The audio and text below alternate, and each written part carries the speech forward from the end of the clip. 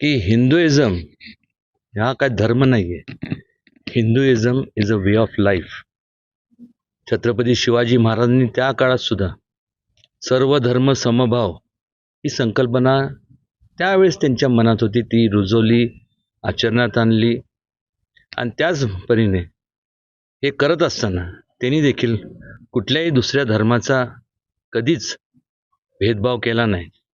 पण मात्र आज आपण जर पाहिलं तर जाती जातीत कारण नसताना भेदभाव निर्माण केले जातात.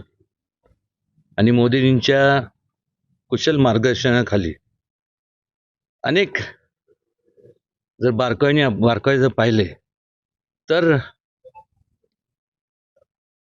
छत्रपती शिवाजी महाराजांचे जे विचार होते तर खऱ्या अर्थाने जरी कोणी ते आचरणात आणले असतील, म्हणजे वेगवेगळ्याचे, म्हणजे धर्म असू दे, म्हणजे दुर्लक्षित संपूर्ण समाज असू दे, त्याचबरोबर क्रीडा, वेगवेगळ्या क्षेत्रामध्ये त्यांनी जे त्यांच्या संपूर्ण त्यांनी जे जसं शिवाजी महाराजांनी त्या काळात एक टीम जे निर्माण केली होती त्या पद्धतीने त्यांनी सुद्धा एक चांगल्या प्रकारची टीम निर्माण केली.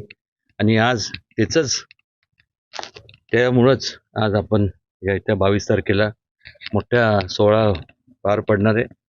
आपण आपल्या उभ्या आयुष्यात ते मंदिर आपल्याला पाहायला मिळते, हे आपल्या सगळ्यांचं भाग्यच आपण समजलं पाहिजे.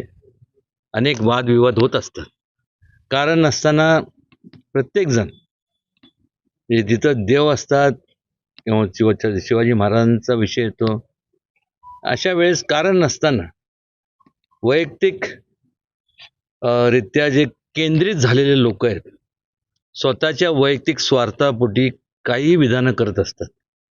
त्याच्यामुळं समाजात तेढ निर्माण होतो. माझी कळकळीची विनंती आहे की कुठंतरी त्या लोकांनी सुद्धा या राम मंदिराच्या माध्यमातून आणि प्रभू श्रीरामांचे जे काय त्यावेळेस म्हणजे संपूर्ण जर आपण विचार बघितले ते आचरणात आणणं हे ते केलं तर फार चांगलं होईल.